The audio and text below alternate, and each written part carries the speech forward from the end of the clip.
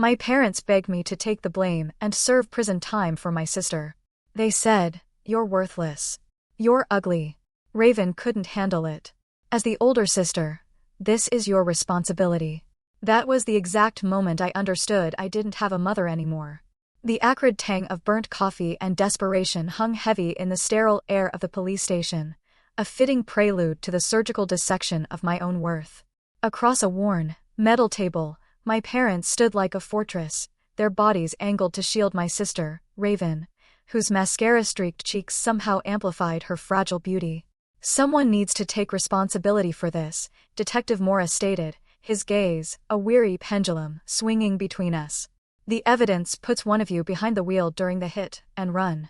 Mrs. Patterson is in critical condition." My father stepped forward, his face an impenetrable mask I knew all too well. The one he wore when calculating business mergers, weighing human capital against profit margins. "Officer," he began, his voice calm, clipped, "my daughters are here to cooperate fully. We just need a moment to discuss this as a family." And with that, I was pulled into a side room, its walls painted a sickly institutional yellow, the fluorescent lights buzzing overhead, a constant, low hum that grated against already frayed nerves. Raven collapsed onto a chair, her sobs echoing off the bare walls, instantly drawing my mother to her, cradling her grown daughter as if she were a wounded fawn. Then, my father turned to me. His expression, etched with an urgency that chills me still, demanded an impossible concession. "Morgan," he said, the words hitting me with the force of a physical blow, "we need you to tell them you were driving." My breath hitched. "What?" "No. Raven was driving. I wasn't even in the car." But my mother, her back still to me, stroking Raven's hair, spoke without looking up. "Your sister has her whole life ahead of her. She just got accepted to graduate school. She has James who wants to marry her. She's going to do something important with her life." The unspoken implication hung in the air, thick and toxic, "unlike you." I'd heard it 1,000 times, in 1,000 different ways, woven into the very fabric of my existence. This was a classic manifestation of a well-documented family dynamic, often referred to as the golden child and scapegoat syndrome. In such systems, one child is idealized and exempt from accountability, often burdened with the family's aspirations, while the other is implicitly or explicitly blamed for familial problems, becoming the repository of all negative projections. This psychological arrangement, while seemingly protecting the favored child, actually inflicts deep, lasting emotional damage on both. "This is insane. I wasn't there.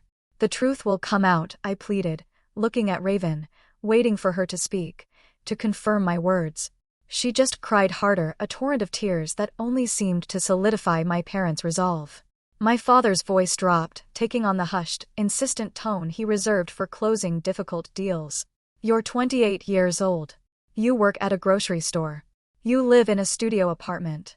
You've never done anything remarkable with your opportunities." My mother finally met my eyes, her gaze steely. "Raven wouldn't survive prison. Look at her. She's delicate. She's sensitive. But you," she paused, a beat of crushing silence, "you're stronger. You've always been the tough one." The words slipped out, raw and unfiltered, before I could stop them. "The ugly one, you mean?" My mother's face flushed, but the denial never came. "You're being dramatic. This is about practicality. Raven has opportunities you'll never have. Why should we waste 2 futures when we only have to waste one?" In that precise moment, something within me crystallized, hardening into a core of absolute clarity. I looked at the woman who had given birth to me and saw not a mother, but a stranger. A cold, calculating stranger who had weighed my life against my sister's and found me to be worth less than nothing. "Do your duty as the older sister," my father commanded, his voice devoid of warmth. "For once in your life, be useful to this family." I walked out of that room without another word. The truth, I decided, was the only currency I had left. The police station's front desk, which moments before had felt like the gallows, transformed into a doorway. Detective Morris listened patiently, methodically, as I recounted Raven's frantic late-night call. "She just kept saying she needed me, that something terrible had happened," I explained, wrapping my arms around myself, suddenly chilled despite the stuffy room. I had imagined an attack, a robbery, anything but this calculated betrayal. My hands, still trembling, found a strange steadiness as I relayed the conversation in that suffocating yellow room. Behind the glass of the interview room, my parents' faces contorted with rage, my father pacing like a caged animal. My mother, her arms still around Raven, stared at me with pure, unadulterated hatred. I thought the worst of it was over. I was catastrophically wrong.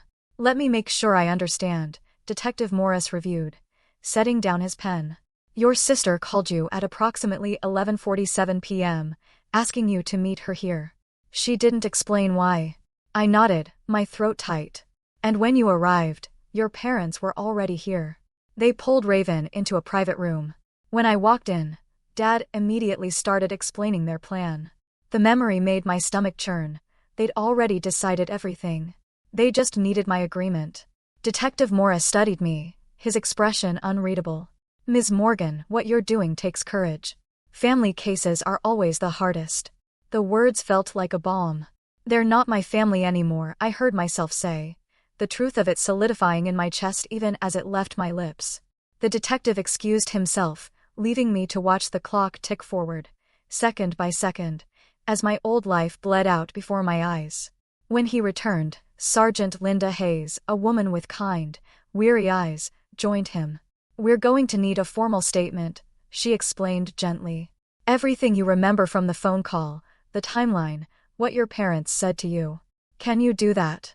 I nodded, my resolve crystallizing into something harder than diamond. They had made their choice about who I was. Now, I was making mine. "Had there been any recent conflicts between you and your sister?" Sergeant Hayes asked, her tone even, but probing. "There's always been conflict," I admitted, a bitter truth. "But not fighting, exactly. More like she existed in the sun, and I existed in her shadow. That was just how our family worked." The sergeant paused, her pen hovering over her notepad. "Can you elaborate?" It was a struggle to articulate dynamics that had been as fundamental as breathing. Raven was the pretty one, the smart one, the one with potential. I was just there. My parents made that clear in 1,000 small ways. Better clothes for her, nicer birthday parties, more attention to her problems. I learned to be invisible. This continuous invalidation and devaluing, often implicit but undeniably present, can be understood as a form of insidious emotional abuse.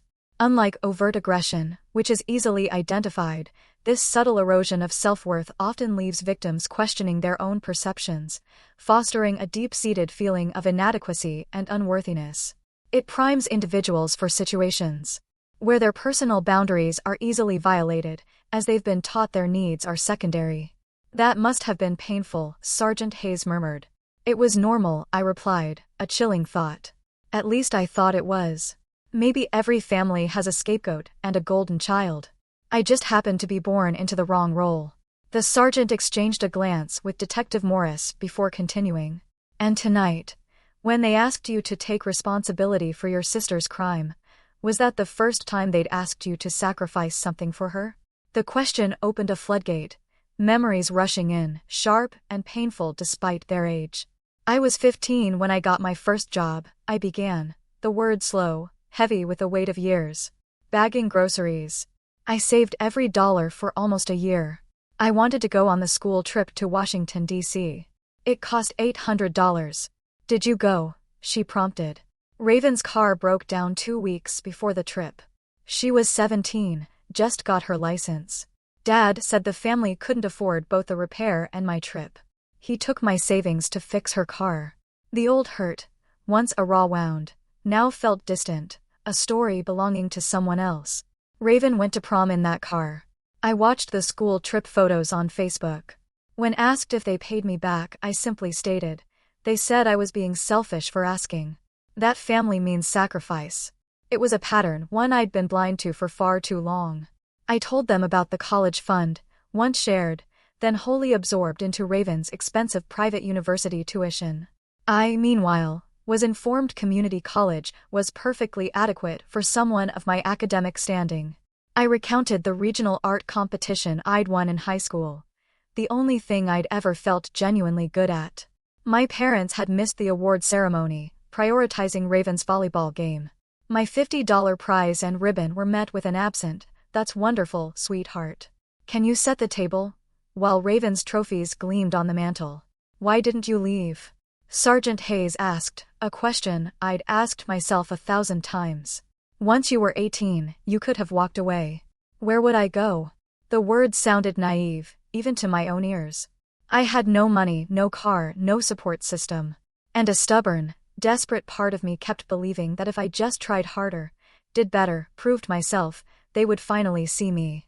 And tonight, I met her eyes. Tonight, I finally understood. They'll never see me, not the way I needed them to. They looked at me and saw someone disposable. So, I'm disposing of them instead.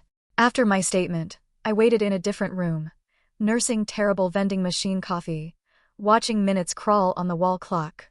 A victim advocate, young with tired eyes, checked on me. "Do you have somewhere safe to stay tonight?" she asked. The question hadn't even occurred to me. My apartment, I realized with a sickening jolt, would be the first place my parents would come, fueled by rage. "I can connect you with resources," she offered. "What you're going through, it's a form of family trauma." I accepted her card, knowing I wouldn't call. I handled this, as I handled everything, alone. Detective Morris found me around 4:30 a.m., looking exhausted but satisfied. "Your sister has confessed," he said. The evidence was overwhelming. Traffic camera footage, paint transfer, her own blood alcohol test. Her story kept changing, but eventually, she admitted to everything. Relief, potent and dizzying, washed over me. "What happens now?" I asked. "She'll be formally charged. Given the severity, DUI, hit and run, fleeing the scene of an injury accident, she's looking at significant prison time. Your testimony will be crucial at trial." "I'll be there," I promised. "Whatever you need." He studied me, then offered, "Your parents are still in the building. We can escort you out through a back entrance if you prefer." I considered it, then shook my head. "No. I'll walk out the front. I'm not hiding anymore." They were waiting in the lobby. My father, arms crossed, a stone statue of fury. My mother, sunken into a plastic chair, her face hollowed out. Raven was nowhere to be seen, likely already processed. My father's eyes locked onto me, an intensity that would have withered my younger self. "You've destroyed this family." I met his gaze, my voice calm, steady. "You destroyed it yourself when you decided one daughter was worth more than the other." I just refused to go along with it. My mother finally looked up, her voice a cracked whisper. "She's your sister. How can you do this to her? She's a drunk driver who left someone to die in the street." I countered, the harsh truth like a slap. "How can you defend her? You're her parents. After everything we've done for you," my mother cried. "Like what?" The question came out sharper than I intended. "Fed me? Gave me a room? That's the bare minimum of parental responsibility, not some debt I owe you." My father stepped closer, his voice dropping to a threatening whisper. "You walk out that door, you're dead to us. No more family, no more support. You'll have nothing." A ghost of a smile touched my lips, and I could see it unsettled him. "I already have nothing from you," I said, a profound sense of liberation filling me. "At least now, I'm free." I walked past them, into the early morning darkness, the sky just beginning to lighten, a deep, bruised blue at the edges. My car sat alone in the parking lot, and I drove home through empty streets, feeling lighter than I had in years. But freedom, I was learning, was rarely a quiet arrival. The next few weeks were a blur of legal proceedings, a relentless onslaught of hostile messages from my parents. Their lawyer tried to paint me as a vindictive, jealous sister, but the traffic camera footage, the paint transfer, the eyewitness accounts, the evidence was overwhelming. Raven was convicted, sentenced to 4 years. Then, a call came from the prosecutor's office. Mrs. Patterson's family wanted to meet me. Terrified, I agreed. She was smaller than I'd imagined, her silver hair fragile, her hands trembling, but her eyes, when they met mine, were sharp and kind. "You're Morgan," she said, a small, knowing smile. "You look like you haven't slept in weeks." "Neither do you," I retorted, then winced. She laughed, a sound like rustling leaves. "I like honesty. Sit down, dear. Let's talk." We talked for 2 hours. She recounted the accident from her perspective, crossing the street after her book club, the sudden, violent impact, waking up in a hospital unable to move her legs, the months of agonizing physical therapy, the financial devastation, the nightmares. "I'm so sorry," I kept saying, a futile apology for a crime that wasn't mine. "You didn't do this," Mrs. Patterson interrupted, her voice firm. "And according to the police, you're the only one in your family who tried to make it right. Your parents actually approached my daughter, did you know that?" My blood ran cold. "What?" Patricia, Mrs. Patterson's daughter, pulled out her phone, playing a saved voicemail. My father's voice, sickeningly familiar, filled the small office. "Mrs. Patterson, this is Robert Sheffield. I'm calling to discuss a settlement. My daughter made a terrible mistake, but she's young and has her whole future ahead of her. I'm prepared to offer substantial compensation if you'd be willing to speak to the prosecutor about reducing the charges." He tried to buy her silence. I shouldn't have been surprised, but I was. "I told him to go to hell," Patricia said flatly. "Your sister nearly killed my mother and drove away. No amount of money changes that." Mrs. Patterson reached across and took my hand, her trembling touch a stark contrast to her unwavering resolve. "But you told the truth. In a family that clearly values image over integrity, you chose to do the right thing. That takes a kind of courage most people never need to find." Her words became a quiet anchor, steadying me through the trial, through watching Raven being led away, through my parents' final, vicious message declaring me no longer their daughter. The day after Raven's sentencing, I packed up my studio apartment. My phone, a buzzing conduit of parental rage, went unanswered. The messages grew increasingly hostile as they realized I wouldn't reply. My mother's first text was almost conciliatory. "Morgan, we need to talk. You've made your point." By the fifth, her true feelings erupted. "You've destroyed your sister's life out of spite. I always knew you were jealous of her, but I never thought you'd be this vindictive." My father's messages, ever practical, focused on financial damage. "What Raven did was wrong, but your stubbornness has cost this family hundreds of thousands in legal fees. Your sister's future is ruined. I hope you can live with that."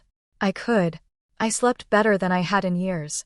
I moved to Portland, 3 states away from the wreckage of my family. I enrolled in community college, using the money I'd saved from double shifts at the grocery store. The plan, dormant for years under the weight of their low expectations and my own resigned acceptance, now sprang to life. Nothing held me back. My academic advisor, Dr. Patricia Walsh, became the first person who ever truly saw potential in me. She reviewed my placement tests with growing interest. "Have you considered majoring in computer science? These analytical scores are exceptional." I barely graduated high school, I confessed, the old narrative surfacing. My family always said I wasn't college material. Dr. Walsh removed her glasses, her sharp brown eyes fixed on mine. "Your family was wrong. I've been doing this for 30 years. You have aptitude." Those words changed everything. This external validation, especially from an authoritative and trusted figure, played a crucial role in dismantling the internalized negative narratives that had defined Morgan's self-perception for decades. When individuals are consistently devalued by primary caregivers, their internal compass for self-worth becomes warped. A new, objective assessment can provide the necessary counter-evidence to begin rebuilding a healthy self-concept, fostering resilience where trauma had previously eroded it. I threw myself into my coursework with obsessive focus. Programming languages, with their clear rules, logic, and solvable problems, made sense to me in a way nothing else ever had. Effort yielded results. The first semester was brutal. I'd been out of school for 10 years, and basic study skills were alien concepts. I failed my first programming midterm, cried in my car for 20 minutes, convinced my parents had been right. Then I dried my eyes, walked into Dr. Walsh's office, and asked for help. She didn't sugarcoat it. "You're behind. Your fundamentals are weak.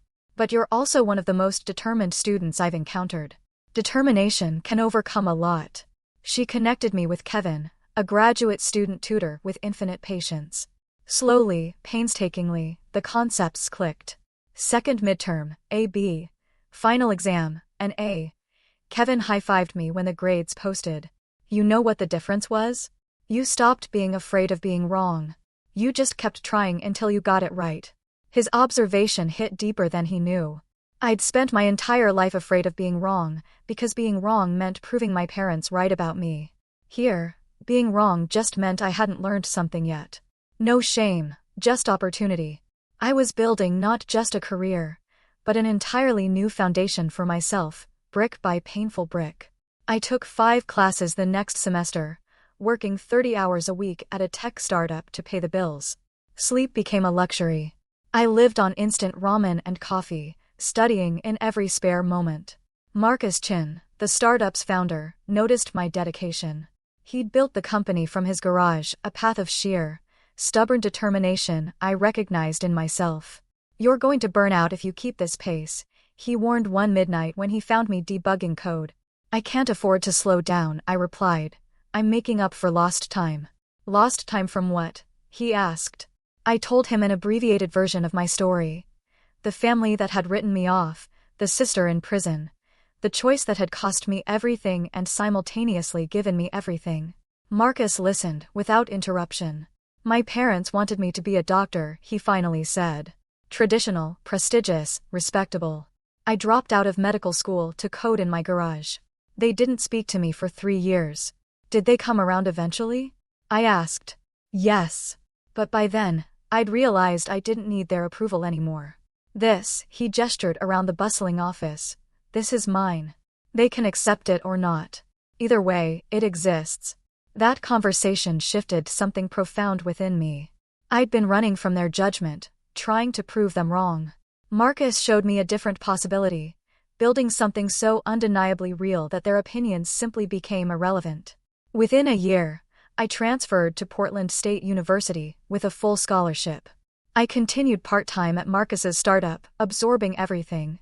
"You're wasted doing grunt work," he told me after I'd solved a problem that had stumped senior developers for weeks. "I'm moving you to the development team."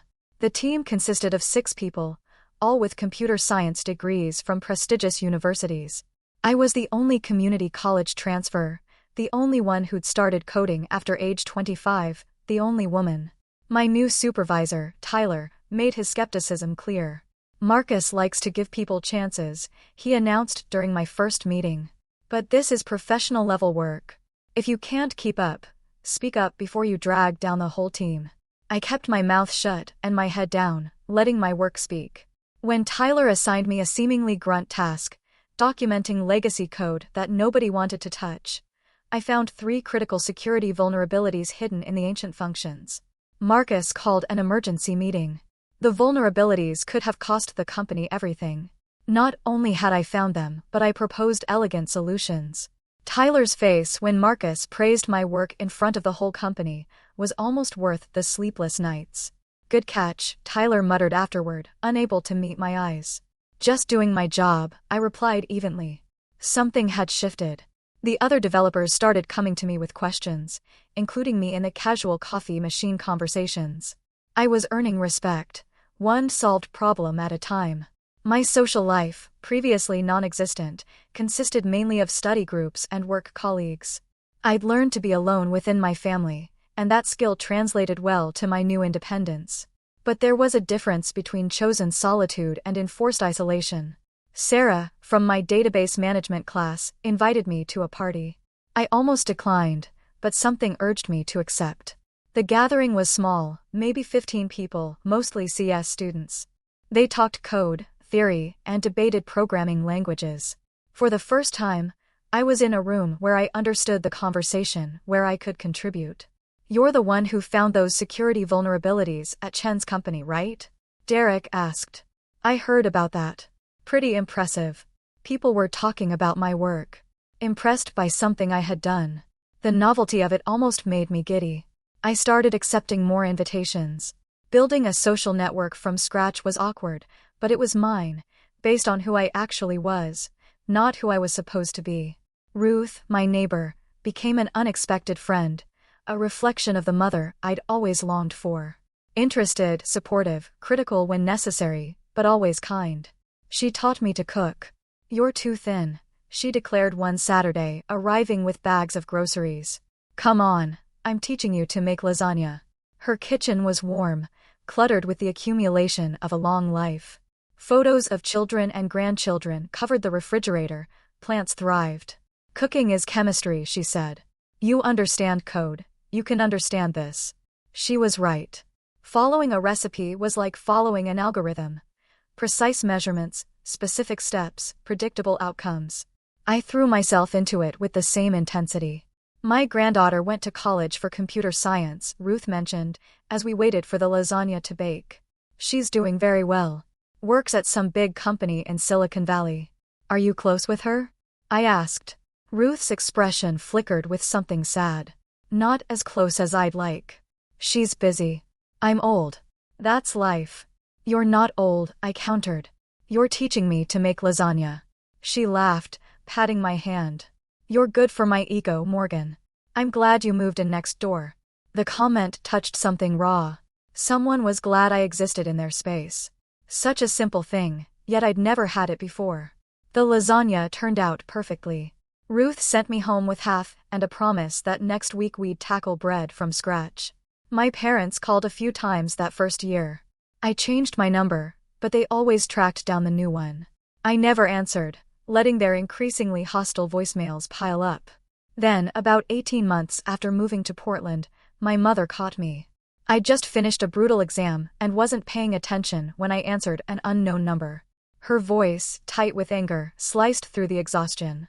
Raven writes to us about how terrible prison is. She cries every day. She's having panic attacks. The other inmates are cruel to her. And you're out there living your life like nothing happened. I kept my voice calm, clinical. She hit someone with her car and left them to die in the street. Mrs. Patterson spent 3 months in the hospital. She still can't walk without assistance. But please tell me more about how hard prison is for Raven. You could have prevented all of this, my mother's voice cracked. One small sacrifice. That's all we asked. You asked me to go to prison for a crime I didn't commit. You told me I was trash and ugly and worthless compared to her. You wanted me to throw away my life, because you decided hers was worth more. I held her gaze, though only through the phone line. So I made a choice too. I chose myself. You're not the daughter I raised. Good, I replied, the word a steel blade. Your daughter was miserable. I hung up and blocked the number. That was 2 years ago. I haven't spoken to them since. Just when I thought the echoes of the past had finally faded, a ghost from that night reappeared. Last month I received a LinkedIn message from James Fitzgerald. The name was familiar. Raven's fiancé. His message was brief. I hope this reaches you. I know we've never met. I wanted you to know that I ended my engagement to your sister about 6 months after her conviction. Your parents told her you'd been spreading lies, that you'd sabotaged her out of jealousy. I want you to know I never believed them. I contacted Mrs. Patterson's family and heard the truth. I'm sorry for what you went through. You did the right thing. I stared at the message, the vindication a distant echo. I'd stopped needing their validation years ago, but I responded anyway. Thank you for reaching out. I hope you're well. His reply came an hour later. I married someone else last year. She's a public defender. Works with people the system failed. Meeting her helped me understand why you made the choice you did. Some things matter more than family loyalty. I smiled. A stranger's husband understood me better than my own parents ever had. The years in Portland transformed me in ways I'm still discovering. That initial struggle through community college led to my transfer to Portland State, where I graduated summa cum laude with a degree in computer science. The girl who'd barely graduated high school finished university with a 3.9 GPA and job offers from 3 different companies. I chose to stay with Marcus. Loyalty mattered to me, and he'd given me a chance when I was nobody. 2 years after graduation, I was promoted to lead developer at Marcus's company, which had grown from a scrappy startup to a legitimate competitor in the cybersecurity field. My salary was now 6 figures. I purchased a small house in a quiet neighborhood with a garden I was learning to cultivate. Tomatoes, it turned out, were harder to grow than code. My neighbor Ruth, the retired teacher, brought me cuttings from her flower garden, taught me about composting. She knew nothing about my family, nothing about Raven or prison or the choice I'd made. To her, I was just Morgan, the quiet young woman next door who sometimes needed help identifying weeds. "You have good instincts," she told me one Saturday morning as we worked in my garden. "This soil was completely depleted when you bought the place. Look at it now." I looked at the dark, rich earth running through my fingers. Something dead, brought back to life through patient work. The metaphor was not lost on me.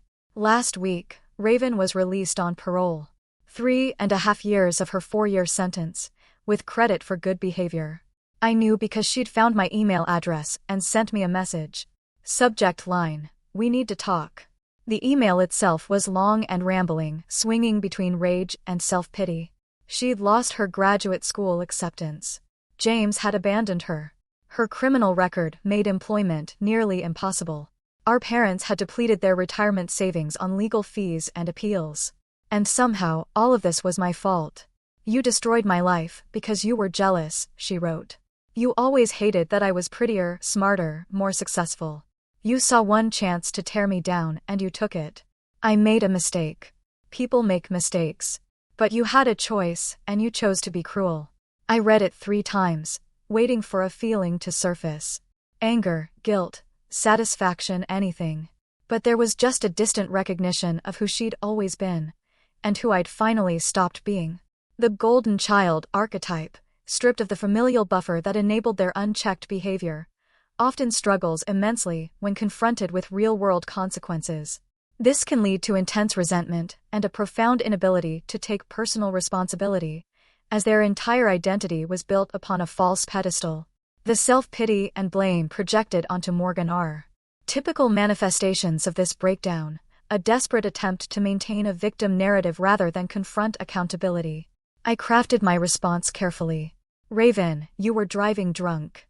You hit a 62-year-old woman in a crosswalk and drove away while she lay bleeding in the street. Mrs. Patterson survived, but she'll never fully recover. She had to relearn how to walk. She still has chronic pain. Her medical bills bankrupted her family's savings. Our parents asked me to go to prison for your crime. They told me I was worthless, ugly, and that my life mattered less than yours. They asked me to sacrifice my freedom so you could keep your opportunities. I chose not to. That's the extent of my crime against you. You're angry because you faced consequences for your actions. You believe you deserve special treatment because our parents spent your whole life telling you that you were exceptional. But you're not. You're just someone who made a terrible choice and had to pay for it. I hope you rebuild your life. I genuinely do. But you'll have to do it the same way I did mine, through work, accountability, and the understanding that nobody owes you anything just because you want it. I won't be responding to future emails. I wish you well, but I'm not part of your life anymore." I sent it and immediately blocked her email address. Then I blocked my parents' emails, too, severing the last threads that connected us. The relief was overwhelming. 2 days ago, a letter arrived via certified mail. No return address, but the postmark was from Ohio. Inside was a handwritten note from my father. "Morgan, your mother is very ill. The doctors say she doesn't have much time left. She's asking for you. Whatever grievances you have with this family, she's still your mother. She raised you, fed you, gave you a home. You owe her at least a visit. Set aside your pride and do the right thing. Dad." I held the letter for a long time, sitting on my porch swing as the evening light faded from my garden. Ruth was watering her flowers next door, humming something tuneless and cheerful. The woman who was dying was not my mother in any way that truly mattered. She'd stopped being that the moment she looked at me with cold calculation and decided I was expendable.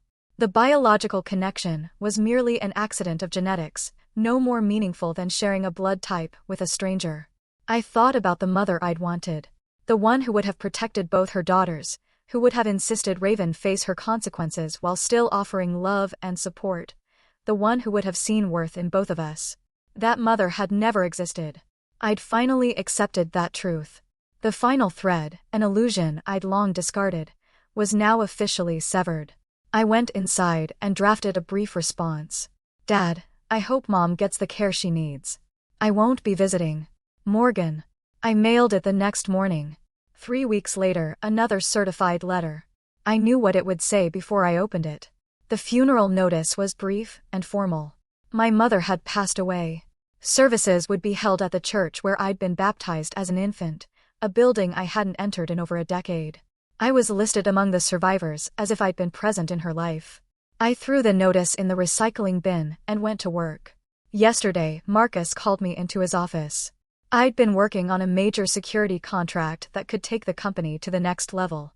My work had been meticulous, anticipating problems before they developed, solving them with elegant efficiency. The client was impressed, Marcus said, grinning. They want you to lead the implementation team. It's a promotion. Significant raise. Your own department. We discussed the details for an hour. The position would make me one of the youngest department heads in the company. The salary was absurd, a number I'd never imagined applying to my life. I accepted on the spot. Walking to my car afterward, I called Dr. Walsh. She'd become a friend, someone I checked in with quarterly. I got the promotion, I told her, the words bubbling with a joy I rarely allowed myself. Her delighted laughter filled the phone. I knew you would. You've earned this 1,000 times over. I keep thinking about that first meeting in your office when you told me I had aptitude. You did. You do, she affirmed gently. I've watched a lot of students pass through my programs. Very few have your combination of intelligence and drive. But I've noticed something. The ones who succeed wildest are usually the ones who had something to prove. You had more to prove than most. I don't anymore, I realized, saying it aloud, the truth of it astonishing me. I'm not trying to prove them wrong anymore. I'm just living. That's when you've really won, Dr. Walsh said softly. I drove home through Portland's evening traffic, watching the city lights flicker on against the darkening sky. My phone buzzed with texts from coworkers. Plans for a celebration dinner were already forming. I thought about Raven in Ohio, recently released and struggling, living with our father in the house where we'd grown up. Mom was gone, buried without my presence. I thought about Dad, alone with the daughter he tried to save and the one he'd thrown away. And I felt nothing but a distant hope that they'd eventually find peace with their choices, the same way I'd found peace with mine. My house glowed warmly as I pulled into the driveway. Ruth waved from her porch, calling out something about zucchini bread tomorrow. Inside, my home office held the evidence of my real life, framed degrees, awards from work, photographs of colleagues who'd become friends. No family photos. I'd stopped displaying those years ago. I made dinner, then worked in my garden until the light failed completely. The tomatoes were finally thriving, heavy with fruit that would ripen in the coming weeks. I'd learned patience with them, understanding that growth couldn't be forced, only supported and given time. My phone buzzed one final time. An email from an unknown address. I almost deleted it without reading, but something made me open it. Dear Miss Morgan, it began. My name is Patricia Patterson. My mother was the victim of the hit and run involving your sister. I wanted to reach out because my mother asked me to contact you. She read about your sister's release in the newspaper and wanted you to know something. She wanted you to know that she forgives your sister for what happened. But more than that, she wanted me to tell you that your testimony, your honesty about what happened that night, gave her faith in people again. She'd been struggling with anger and bitterness, feeling like justice didn't exist. Learning that someone had chosen truth over family loyalty, even at great personal cost, helped her heal in ways medicine couldn't. My mother is 71 now. She still has pain and uses a cane, but she's made peace with it. She wanted you to know that your choice mattered to her, that it helped. Thank you for your integrity. Sincerely, Patricia Patterson. I read it twice, then a third time. Tears blurred the words, surprising me with their intensity. I hadn't cried about any of this in years. But these weren't tears of sadness or anger. They were something cleaner, something that felt almost like closure. I wrote back, Dear Patricia, please tell your mother that her message means more than she could know. I hope she continues to heal. I hope she has many good years ahead. Thank you for reaching out. With gratitude, Morgan. I sent it and closed my laptop. The house was quiet around me, filled with the life I built from nothing. No family legacy, no parental support, no sister's shadow to live in. Just my own work, my own choices, my own stubborn refusal to accept their version of who I was supposed to be. I walked through my home, turning off lights, locking doors, preparing for sleep. In my bedroom, I caught my reflection in the mirror. The face looking back wasn't ugly. It had never been ugly. It was just mine, lived in and earned, marked by struggles my family would never understand because they'd never bothered to see them. Tomorrow, I'd go to work and start building my new department. I'd hire people who showed potential, the way Marcus and Dr. Walsh had seen it in me. I'd create something worthwhile from nothing but effort and vision. My phone was silent now. No more letters from Ohio. No more guilt trips or attempts at manipulation. My mother was dead, buried without my tears. My father had Raven back, the daughter he'd chosen. They could rebuild whatever relationship they wanted, without me in the way. Ruth's zucchini bread would arrive at some point. Work would be challenging and rewarding. My garden would need tending. My life would continue, built on foundations I'd laid myself, sustained by effort I'd chosen to make. They'd wanted me to sacrifice everything for Raven, because they decided I was worth less. Instead, I'd walked away and discovered what I was actually worth when measured by my own standards instead of theirs. The math worked out better than they'd ever imagined. I climbed into bed and slept deeply, dreamlessly, the sleep of someone who had finally stopped carrying weight that was never hers to bear. Tomorrow would bring new challenges, new victories, new evidence that the person they'd thrown away was exactly the person who deserved to be kept. But they'd never know that. They'd never see what I become. And that, I realized as I drifted toward sleep, was the sweetest justice of all. In the unforgiving crucible of family, where does loyalty end and self-preservation begin? And what is the true cost of choosing one over the other?